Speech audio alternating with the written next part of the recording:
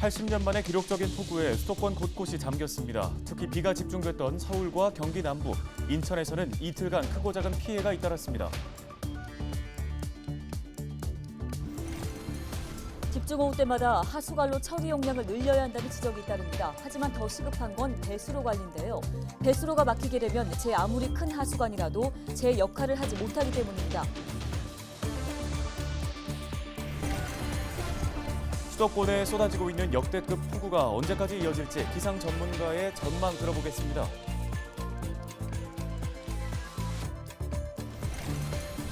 의장단 구성을 놓고 여야 간 합의점을 못 찾던 경기도의회가 투표 끝에 11대 경기도의회 전반기 의장으로 염종현 의원을 선출했습니다.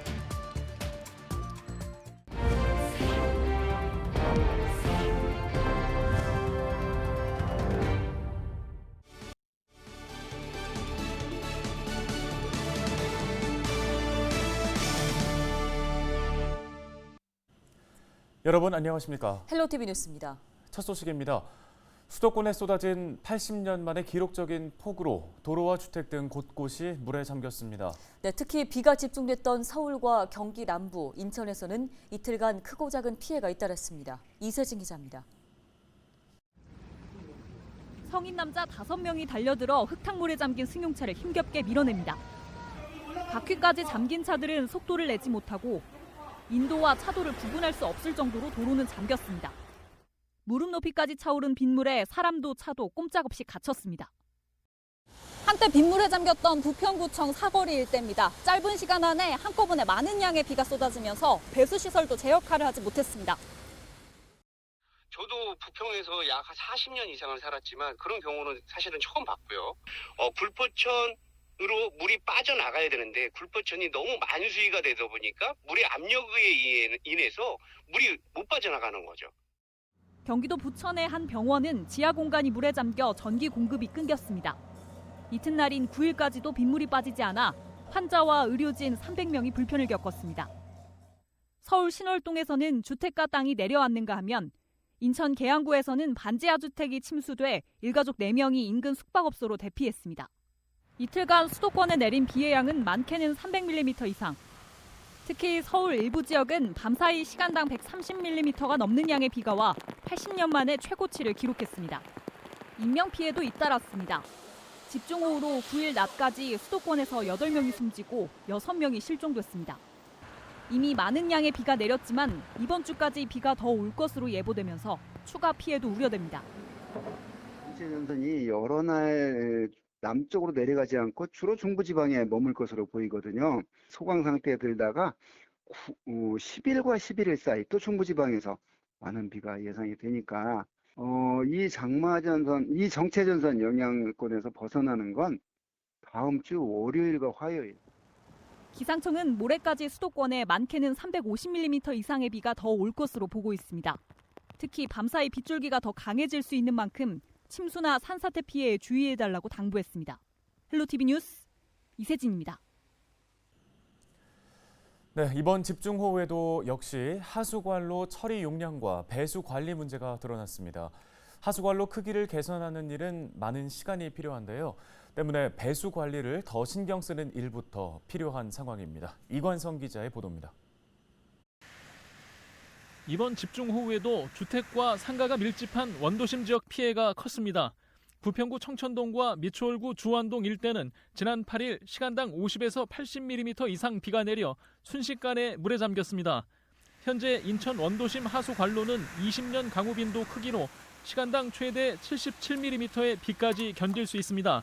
각종 이물질 유입 등으로 하수관 일부가 막히면 실제 처리 용량은 더 줄어듭니다. 지금 낙엽들이 비가 워낙 많이 내린 상태에서 이 낙엽들이랑 비닐이랑 이게 집수바지에 위에 덮어서 막혀있기 때문에 제 역할을 못하기 때문에 인천 지역 원도심 하수관 처리 용량 한계는 지난 2017년 7월에도 드러난 바 있습니다. 당시 인천 원도심에는 시간당 100mm 안팎의 비가 내렸는데 저지대의 주택가와 상가 5,400여 동 이상이 침수 피해를 입었습니다. 기후 변화에 따른 폭우와 침수 피해가 늘다 보니 정부도 지난 2019년 하수도 설계 기준을 강화했습니다. 지역 중소규모 하수관인 지선관로의 설계 빈도를 30년으로 하고 그보다 큰 관선관로와 빗물 펌프장의 설계 빈도를 각각 50년으로 하거나 더 길게 정할 수 있도록 했습니다. 인천시도 이후 마련한 2035년 하수도 정비 기본 계획에 50년 강우 빈도의 하수 관로를 설계하도록 기준을 정했습니다. 시간당 90mm의 집중호우를 견딜 수 있는 하수관 크기입니다. 인천시는 많은 비를 저장할 수 있는 우수 저류 시설도 침수 취약 지역 주변 곳곳에 건설하기로 했습니다. 하지만 원도심까지 관로를 바꾸고 침수 취약 지역에 대형 저류조 시설을 확충하기까지 많은 시간이 필요합니다. 설계 빈도가 강화된다고 하더라도 이 모든 그 우수나 하수 관로를 확대 적용하는 것은 시간이나 경제적인 비용, 시간적인 부분이 많이 소요되기 때문에 우선 녹지 공간 확보하고 빗물을 저류할 수 있는 분산형 저류 시설을 만든다든지. 전문가들은 당장 집중호우 피해를 줄이기 위해 침수 취약 지역 배수 관리가 시급하다고 말합니다. 도로와 내 집 앞 집수바지에 낙엽과 쓰레기가 쌓여 있는지 살펴보고 치우는 일이 중요하다는 시각입니다. 헬로티비 뉴스 이관서입니다. 지난 8일부터 중부지방에 80년 만에 기록적인 폭우가 쏟아지면서 수도권 곳곳이 물에 잠겼습니다. 심지어 이번 주 내내 비 소식이 이어질 것으로 보여 주의가 필요한데요. 이번 폭우로 소셜 네트워크 서비스 또한 뜨거웠습니다. 강남의 한 식당가 골목입니다. 학생으로 보이는 여성이 폭우에 쓰러져 물길에 휩쓸려 가는데요. 같이 있던 일행이 급히 잡아보지만 쉽지 않아 보입니다. 굉장히 위태로운 듯한 모습이었는데요. 자, 이어서 일명 짤이라 불리는 사진 한 컷도 눈에 띕니다. 폭우로 인해 잠긴 차 위에 한 남성이 앉아 있습니다. 남성은 차 위에서 차분히 휴대전화를 보고 있는데요. 혹시 구조를 요청하는 건 아닌가 싶습니다. 영화를 방불케 하는 이 사진 한 장, 당시의 상황이 어느 정도였는지 보여주고 있습니다. 또 다른 영상에서는 강남역 일대가 물에 잠겨 있는 모습이 담겼습니다. 일반 승용차는 물론 대형 버스까지 모두 물에 잠긴 모습인데요. 이처럼 소셜 네트워크 서비스는 이번 폭우에도 발빠르게 대응했습니다. 침수 현장 속보와 사진, 영상을 생산한 건데요. 구조 요청과 재해 관련 정보도 신속하게 유통됐고 웃픈 영상까지 줄을 이었습니다. 자, 이번 주까지 정체전선 영향으로 중부지방을 중심으로 계속 비가 내릴 걸로 예보됐습니다. 큰 피해로 이어지지 않게 각별히 주의해 주시기 바랍니다. 부평 일신시장도 폭우에 큰 피해를 입었습니다. 유정복 인천시장이 9일 일신시장을 찾았는데요. 슈퍼마켓과 식료품 창고 등 일신시장 상가 상당수가 전날 들이닥친 폭우에 침수 피해를 입었습니다. 유 시장은 피해 상인들과 함께 현장 상황을 확인하고 침수 피해 대책에 대해 논의했습니다. 유 시장은 특히 상인들의 피해에 대한 보상 방안을 적극 검토할 것을 인천시 공무원들에게 당부했습니다.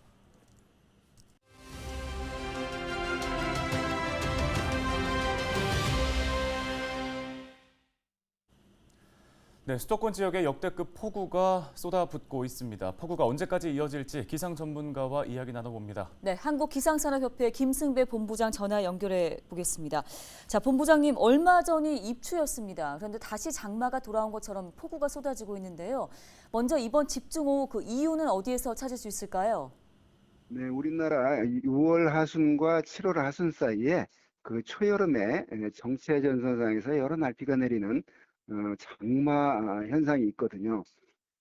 이 장마가 끝난 뒤에 덥고 습한 공기에 덮여서 폭염이 나타났는데요. 자, 이게 이제 더운 공기 세력을 밀고 내려오는 북쪽에 차고 건조한 공기 사이에서 초여름 장마 전선 같은 정체 전선이 만들어졌는데, 이를 8월 하순에서 9월 상순 사이에 통상 나타나서 2차 장마 또는 가을 장마라고 부릅니다. 이렇게 단시간에 많은 비가 온 이유가 이 정체 전선상으로 남쪽에서 덥고 습한 공기가 많이 유입되어서 폭이 좁고 지역적인 편차가 큰 그런 집중호우가 어제와 오늘 사이에 내렸습니다. 네, 지금 수도권 전반에 피해가 큰 상황입니다. 언제까지 비가 내릴까요? 네, 이 정체 전선이 여러 날 남쪽으로 내려가지 않고 주로 중부지방에 머물 것으로 보이거든요. 그래서 8일 시작된 이 2차 장마전선 영향으로 8일과 9일 사이에 한번 그런 많은 비가 오고 또 소강 상태에 들다가 10일과 11일 사이 또 중부지방에서 많은 비가 예상이 되니까 어찌됐건 적어도 월, 화, 수, 목까지는 중부지방에 위주로 많은 비가 예상이 되고요. 그러면 그걸로 끝나느냐? 그렇지 않고요.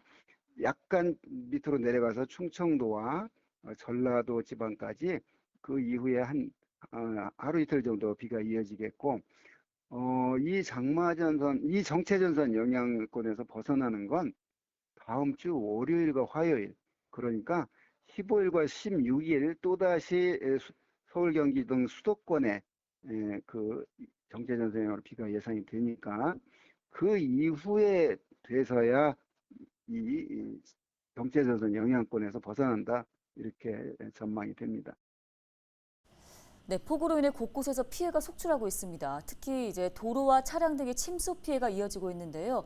주의사항 짚어주실까요?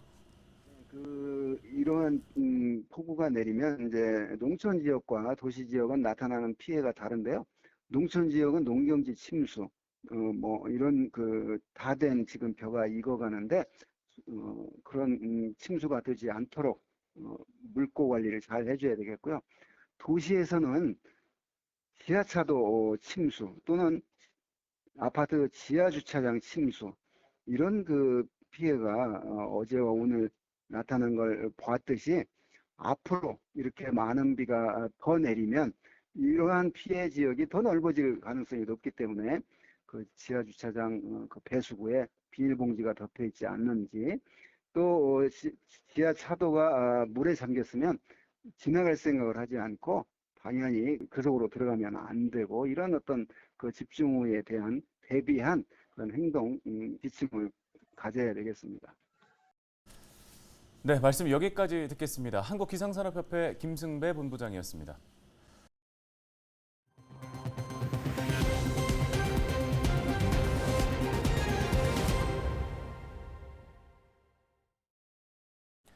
다음 소식입니다. 11대 경기도의회 전반기 의장으로 염종현 의원이 당선됐습니다. 경기도의회는 9일 오전 11시 임시회를 열고 의장단 선거를 실시했습니다. 1차 투표에서 민주당 염종현 의원 70표, 국민의힘 김규창 의원이 60표를 득표했고 무효가 26표 나왔습니다. 이어진 2차 투표에서는 민주당 염종현 의원 83표, 국민의힘 김규창 의원이 71표로 염종현 의원이 과반수 득표하면서 경기도의회 전반기 의장에 당선됐습니다. 염 의장은 인사말을 통해 경기도민들이 여야가 싸우지 말고 협치할 것을 원하고 있다며 경기도 협치시대, 신연정시대를 활짝 열겠다고 강조했습니다. 다음 소식입니다. 9일 0시 기준 인천 지역의 코로나19 신규 확진자 수는 7,770명입니다. 인천 지역 신규 확진자 수가 7,000명대를 기록한 건 117일 만인데요. 부평 지역의 신규 확진자는 1,225명, 계양 지역 718명입니다. 인천 지역 감염병 전담병상 가동률은 51.9%, 중증 환자 전담병상 가동률은 34.1%입니다. 9일 0시 기준 경기 지역의 코로나19 신규 확진자는 39,024명입니다. 부천 지역 신규 확진자는 888명, 김포 지역 1,292명입니다. 경기 지역의 감염병 전담병상 가동률은 55.5%, 중증 환자 전담병상 가동률은 37.1%입니다.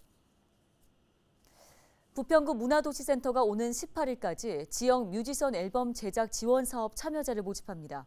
대상은 지역에서 활동하고 있는 뮤지션인데요. 음원 발매 경험이 있는 기성 뮤지션 15팀과 음원 발매 경험이 없는 신인 뮤지션 5팀을 지원합니다. 선정된 뮤지션에게는 음반 제작에 최대 500만 원을 지원합니다. 자세한 사항은 문화도시부평 누리집을 확인하시면 됩니다. 최근 기온이 상승함에 따라 수돗물 유충 의심 사례가 늘고 있는 가운데 김포시 수돗물이 환경부 위생점검에서 안전하다는 평가를 받았습니다. 김포시 맑은물 사업소는 지난달 환경부가 김포 정수장에서 위생관리 합동점검을 실시한 결과 유충 관련 특이사항이 발견되지 않았다고 설명했습니다. 또 이와 별도로 수질 검사를 의뢰한 결과 최근 대구에서 문제가 된 녹조 독성 물질 역시 김포시 수돗물에서는 검출되지 않은 것으로 파악했습니다. 뉴스 마치겠습니다. 네, 시청해주신 여러분 고맙습니다.